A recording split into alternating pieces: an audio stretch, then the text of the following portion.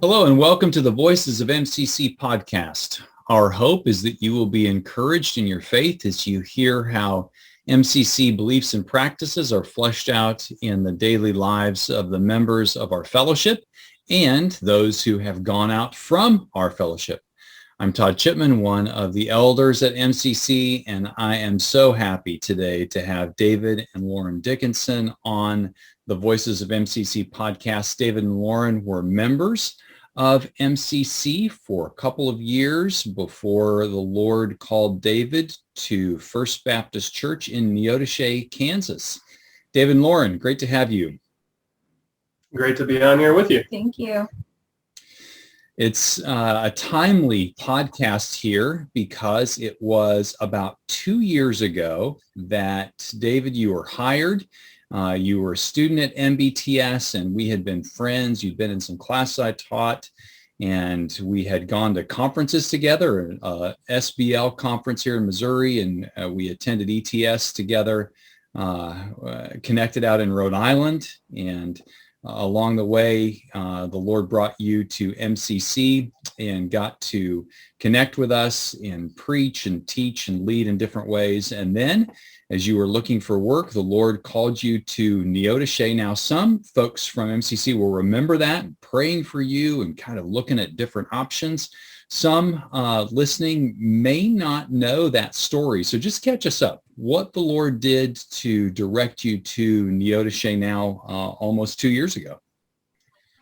Yeah, well, it's an interesting story because Neodesha originally reached out to me, what was it, probably a year before they contacted me again? I'd say like 7 or 8 months. Yeah, it wasn't quite a year. Well, that's right. So they contacted me right after I had signed a contract to teach at FCA, Faith Christian Academy. And so I was like, well, great. I'm signed on to teach for a full school year. So I can't take a pastorate until that's over with, obviously. So they reached out to me then. I said, well, I'm sorry, but I'm still interested, toward the end of that contract. And sure enough, they were still looking toward the end of that time. And then they gave me a call back. And I had completely forgotten about them. I just figured they would find someone else and go that direction. And it was sort of an interesting way, I think, that the Lord kind of showed us, okay, this is in my plan. There were several other churches that could have worked out that didn't, and then that one sort of against all odds did. So it's just looking back at that, comical to think you'd kind of forgotten about it, and right.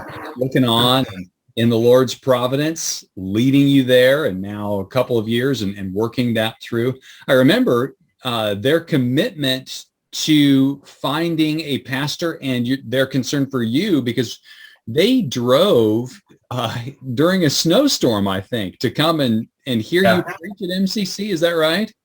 Yeah, I think the storm was just coming in, and so it was about to hit when they were heading back. Yeah, I still remember that night and seeing them there interviewing you, and we had been praying, and I'm just excited that you are there. Folks from MCC will remember your teaching gifts, and I know them from MCC and also MBTS. You've served adjunctively in teaching, and your gifting in that regard. And I know the church there is blessed, and with your shepherding. When I think about pastoral ministry, lately I've been reflecting a good bit, just even in our own church context, on 1 Timothy in chapter 1. Paul writes that he urged Timothy to stay in Macedonia, or to remain in Ephesus when he went to Macedonia, so that he would command certain people not to teach other doctrine or to pay attention to myths and endless genealogies. These promote speculation. And he says the goal of our instruction is love from a pure heart, a good conscience, and a sincere faith. And thinking about your teaching gifts there and your opportunity to love people and shepherd them along the way. and lead your family as well. Lauren, it's great to have you here with us so folks can catch up on family life too. Tell us just a bit about the transition for you. Now it's been a couple of years, so Neodesha is more familiar anyway. What was it like at first, you looking back, and then how the transition's been kind of along the way? When we first moved here, our oldest son, Emmett, was 9.5 months old. And so I was still adjusting to motherhood. Moving to Neodesha was the first time that I was getting to stay home as a mom completely. I'd been working part-time still as a nurse when we were in Kansas City. And so there were a lot of just typical life transitions in the midst of a new ministry and a new community. So I think the hardest thing for me initially was just not knowing that many people. Our church is older, and so I didn't know people my own age and other women with children. And that was something that was really important to me, was just to connect with other women and make friends. And so that first summer, I really just I did a lot of settling. I was home with Emmett a lot and unpacking and getting the house set up still, and staying out of the heat. But then I connected with some people through Facebook. I advertised to start a new moms group, a MOPS group at the time in town. And so I met some friends through that before the group even started. And that was a real encouragement, just on a social level, to have people to relate to and not feel as lonely.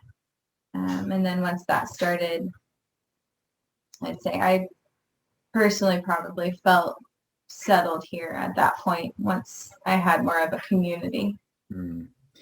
That is so important, I think, for a pastor's wife, and especially starting out, to get some community in the church, outside too, which we can talk about. But I think there's maybe students who listen to this, and it's just an important word to try to get some connections in the church and feeling like there are relationships, ladies that you can share life with, laugh with, cry with when you need to, get local advice about, what's going on, what are the traditions of the church and of the community itself. Because a pastor's wife, in many churches, some of the traditions that the church has, she can be a part of that, and it can be helpful and nuance that and make it their own as well.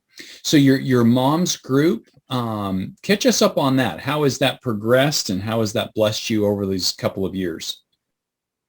We're still a pretty small group, which I think that alone took me some time to get used to. I was just used to bigger gatherings of women in Kansas City. We typically, this year, we have probably an average of 4 people at a meeting. Last year, it was more like 8. But there, I'd say, are 11 or 12 women who are involved in the group, and we meet,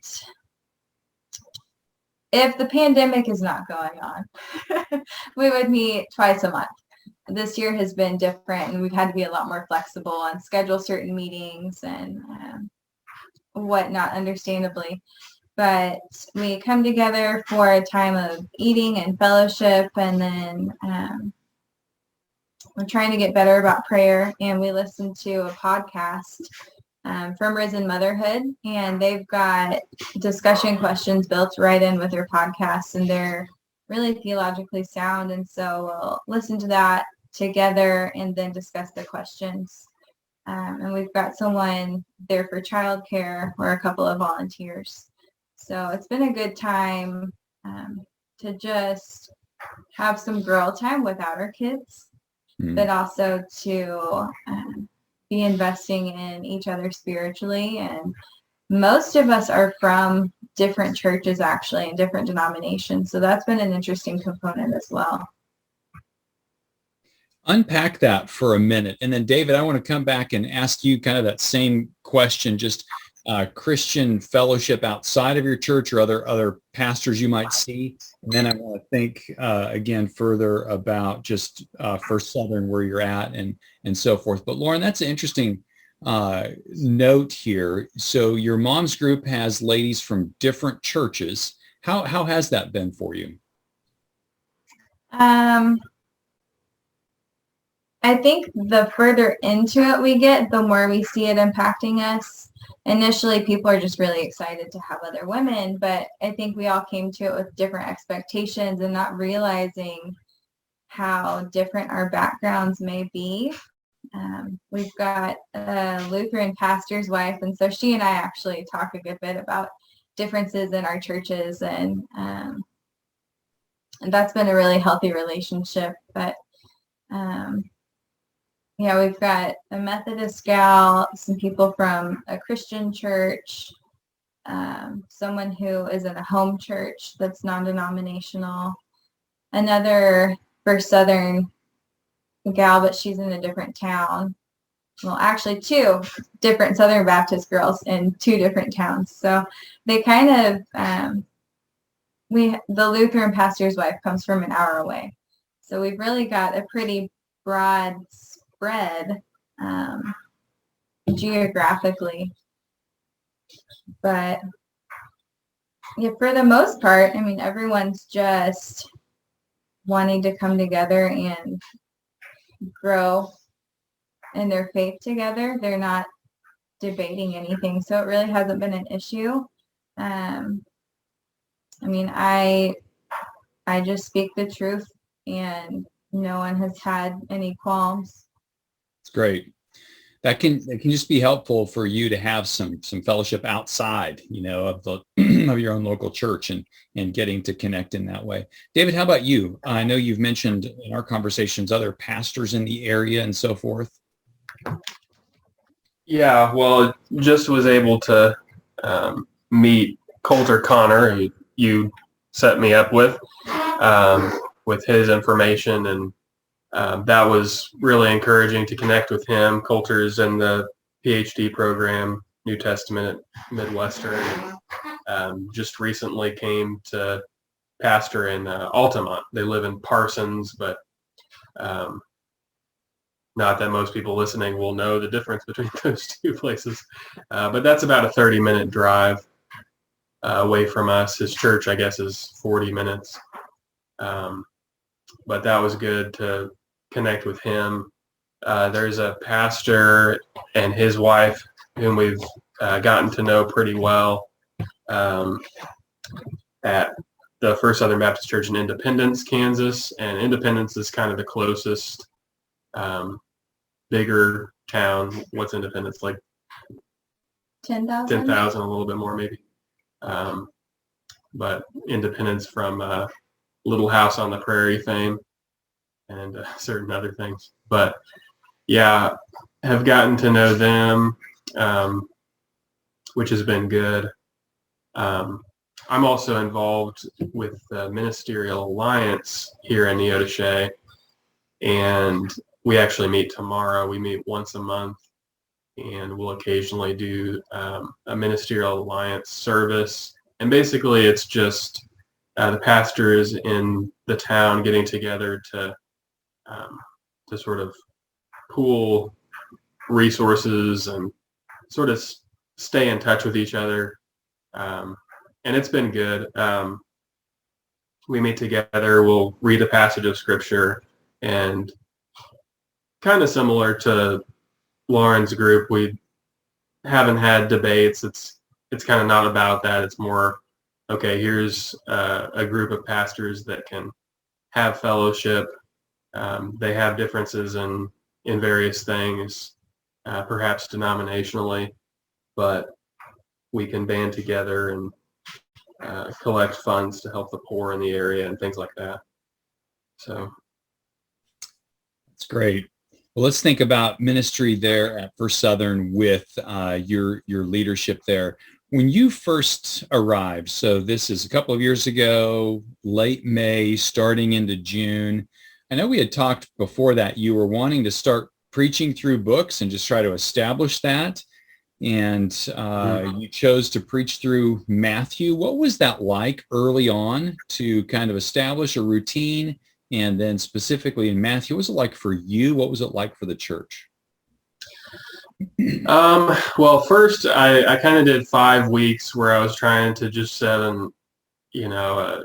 a framework for what's really most important in ministry. And so kind of like MCC has the 4 emphases, I basically did that, and kind of just tried to set that as a framework, but kind of prepare them each week, like, okay, this isn't the way I'll typically approach something.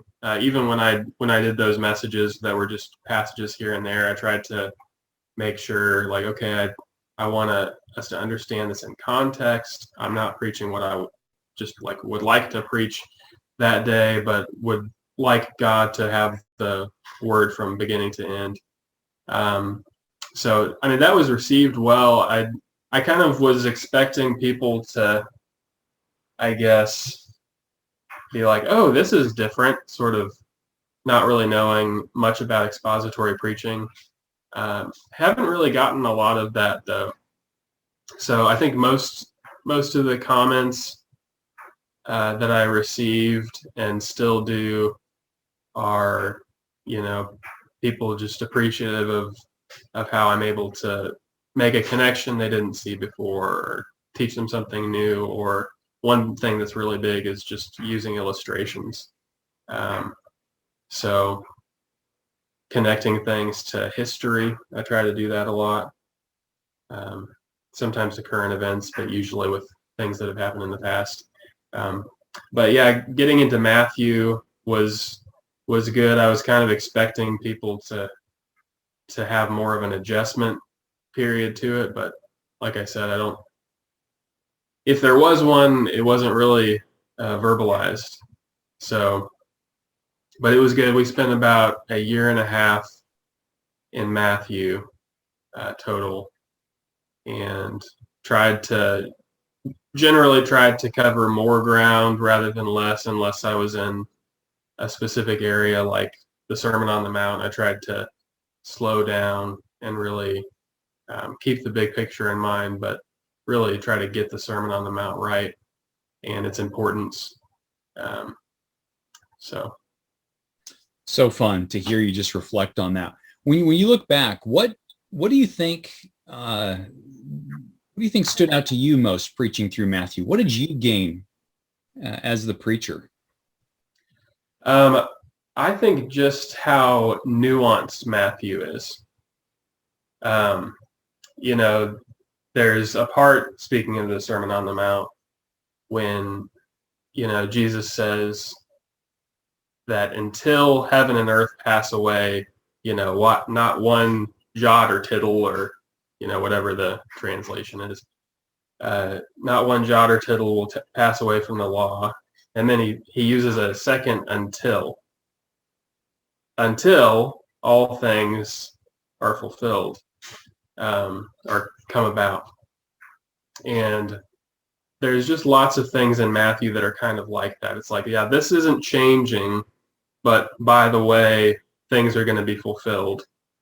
So there's sort of a tension in that verse, and all kinds of other places, thinking about the scribe trained from the kingdom brings out what is new and what is old. Sort of this tension for Matthew between, listen, nothing is changed from the scriptures for them, the Old Testament, but since Jesus is here, everything's different. And just the way Matthew is sort of able to sort of craft a sphere, not a two-dimensional circle, but a sphere that has shading, and it's hard to sort of just, flatten it out as a two-dimensional image. So there's that. And then that functions the same way with discipleship in Matthew. So you'll have passages, I noticed that Jesus would say something about the costly demands of discipleship, and then like immediately after, he would talk about the extreme grace that he had brought. And I was just thinking as I was preaching through it and kind of trying not to take like a decade to go through Matthew, but to go through it a little more quickly. I was able to show people, okay, you have this passage here and then this one right afterward that seems to be saying something completely different. And so I think a lot of times people in the church and even many Christians who are seasoned believers have a hard time holding in tension this it's all grace on the one hand, but on the other hand, this is really costly. It demands everything of me, but it's not at all about me. It's about what Christ has done. So he's very nuanced. Yeah, I love listening to you just reflect on that and those nuances. I've preached through Matthew and see those same ideas, and it's very fun to just listen to you talk about that. Want to have listeners just get into your routine a little week, because you're preaching. Obviously, when you preach, you're studying that as we have heard here, but you're also doing some other teaching. You got Sunday night, Wednesday night. How do you rotate through that? What's that like for you? Well, Monday's my day off, so that's been kind of nice to just after Sunday, morning and evening to wind down and just kind of have a family day. And so there's Monday. Tuesday is all dissertation work. So I really need that one day that's just, okay, I can spend the whole day working on that. So I really don't get started until Wednesday, which makes it kind of challenging at times because I've got Wednesday night to prepare for. And there have been a couple of times when I've, come kind of right up on the wire to when our Wednesday night service is going to start, and been still kind of like getting the last bits together. But I'm generally in a routine now where we're doing church history on Wednesday nights. So I'll have basically set out, I'm gonna read a chapter of Justo Gonzalez's Story of Christianity. Might supplement that with another book that I have by Bruce Shelley. I don't know if you're familiar with what's it called? Church History in Plain Language. Yes. Have you read it? Yes. Yeah, I think it's really well presented, but I haven't read the whole thing, but I'll supplement that and just kind of try to take people through a period of history and point out the implications, why it's important for us to think about and not just, stick with our Bible and then what we have experienced ourselves. So that's been good. I can generally come up with something for Wednesday night just on Wednesday. So that means usually I haven't started sermon prep until Thursday, at least with the routine that I've gotten into. So Thursday is just all about, Thursday morning is dissertation. So I try every morning to work on my dissertation a little bit. And then in the afternoons until about 6 o'clock, usually that's all sermon prep. So just kind of trying to figure out the structure of the passage I'm looking at. That's always goal number one. If I'm starting into another big unit of thought in the book, then I try to map that out generally and then go back to the passage that I'll probably be preaching and just figure out the structure of that. So Thursday is that. Then Friday I tried, first in teaching prep, I tried to actually start getting a handle on Sunday evening. And I'll try to get basically the verses that I'm going to use. I've been on Sunday evening going through the Bible kind of in a big picture sort of way. So like we'll just take like 4 or 5 chapters of Jeremiah is what we're in right now. But I've gone from Genesis, kind of started chronologically, skipped ahead to the prophets when we got through to the end of 2 Kings. But I'll try to just take a big chunk, and so Friday I'm trying to just figure out, okay, what's my unit of thought here, or unit of the book, and then try to figure out what verses I'm going to use, because I have to get those to the our multimedia person who projects the verses during the service. So Friday I'll try to get a handle on that, and then return back to the Sunday sermon a little bit, flush that out, and then Saturday is just kind of finalizing the morning sermon, and whatever else I have going on. Usually it's pretty flexible that I can throw that in on Saturday. And then Sunday is morning sermon, and then Sunday afternoon I finish up for the evening. So yes, there's a puzzle for every pastor. Okay, here are the number of tasks I have to do.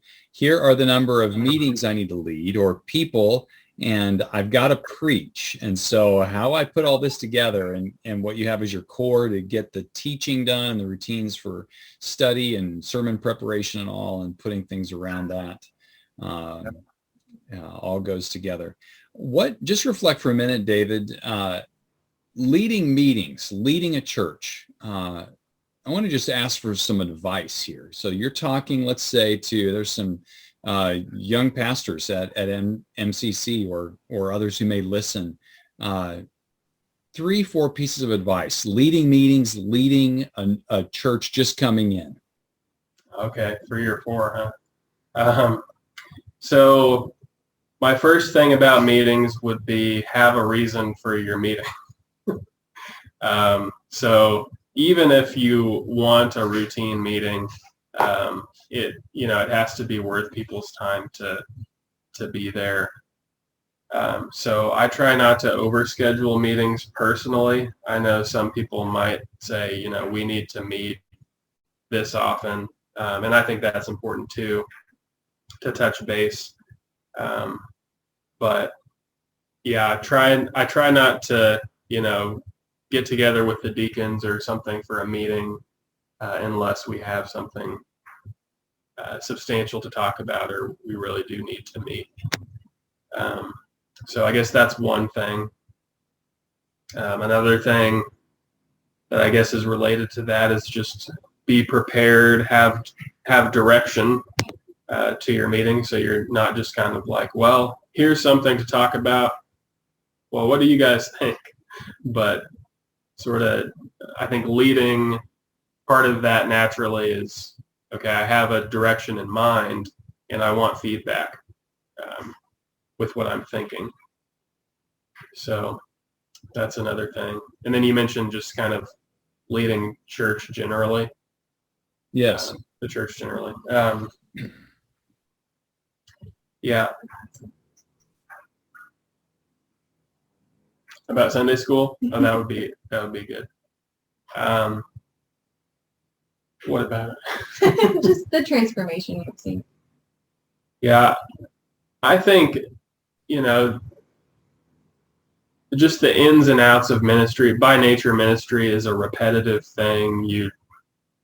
I heard Al Mohler say one time, it's easy to feel in ministry. It's just words, words, words. What are my words doing? But just the repetitive nature of ministry, and sort of showing up to do your job and doing it well over and over again, and letting that and your life, your life and your doctrine, as Paul tells Timothy, letting that continue has been encouraging, because when we got here, the Sunday school hour was largely talking about politics, and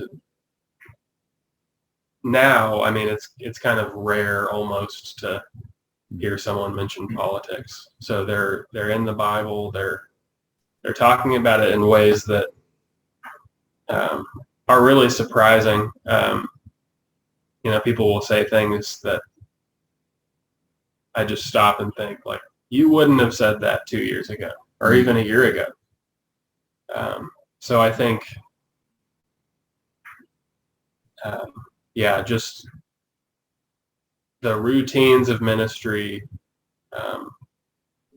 establishing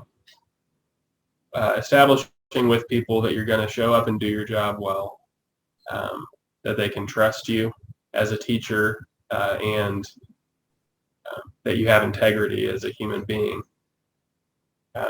Establishing those relationships is incredibly important. So, Boy, that's rich, David. I'm happy to hear you say that. I know you practice it, and it's fun to think about the transformation of those people's lives. And sometimes we think, am I really making a difference here? But then you step back, and 2 years ago it wasn't that way, and now there's a weekly gathering that has a completely different focus and tone than it did 2 years ago, and that's fun to think about.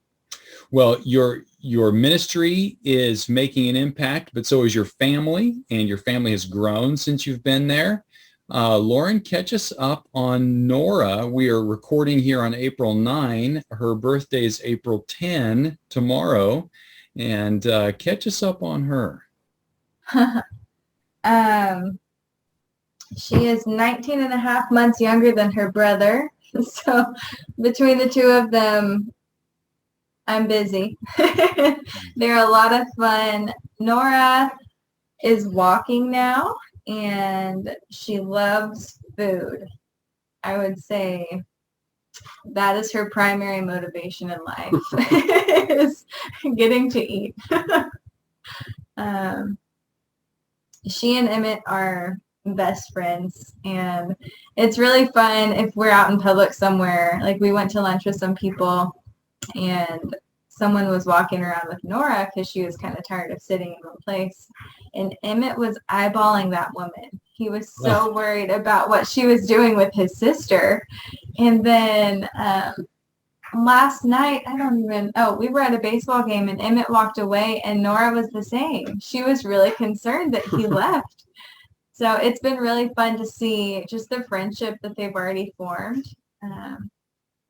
We're just really thankful for that. We've hoped that our kids would be good friends. But Nora she's spunky and not afraid to assert her opinion. And we're really excited to see how her personality develops. That's great. Well, I asked David a couple pieces of advice there. Lauren, would you want to share a word or two for pastor's wife going into a new church, new situation? What would you say after looking back now almost 2 years? I'd say just remember that your first ministry is your husband and your children, and to advocate for your husband as well.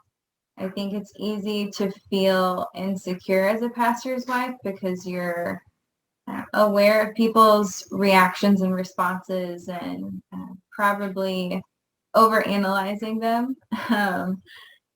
So David's shaking his head yes.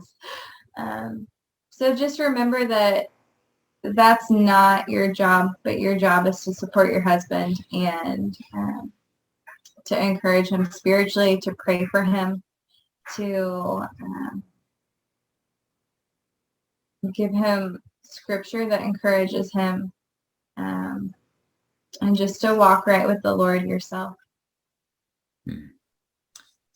Such great insight and encouragement from both of you here with these words of advice, and I think it's going to be a blessing. It's been fun to chat with you, David and Lauren, and to think about the Lord's work there. I look forward to just hearing further progress and what the Lord's doing among you, and as we look to getting out of COVID and all of that, getting back to normal ministry and continue to establish patterns for you all. So thanks for being on the Voices of MCC podcast. Yeah, thanks for having us on. Thank you. Well, friends, I want to thank those who make this possible. Alex Volkman for producing it, Pastor Adam Anderson and Caleb Sheffield for the music on the front side and the back side. Until we get to chat again, the Lord bless and keep you.